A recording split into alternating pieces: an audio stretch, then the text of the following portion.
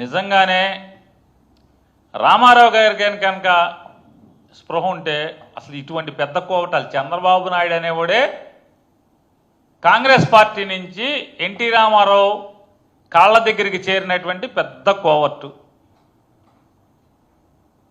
మీలో మీరు చంపుకుని ఇవాళ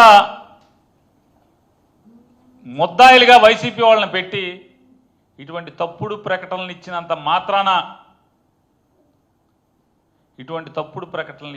మాత్రాన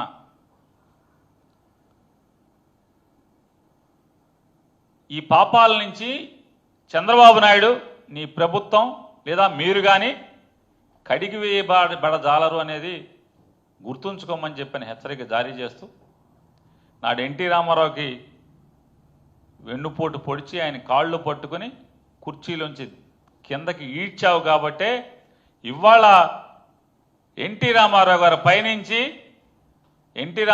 పైనుంచి మీ కొడుకుతోనే మీ కాళ్ళు పట్టించి మీ కాళ్ళు బరబరా ఈడ్చి మీ ప్రతి కుర్చీలోంచి ఇవాళ తెలుగుదేశం పార్టీ కుర్చీలోంచి లాగుతున్నాడు.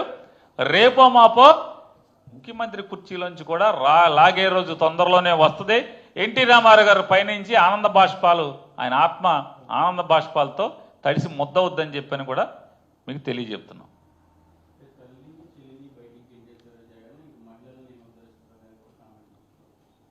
Please subscribe Dot News.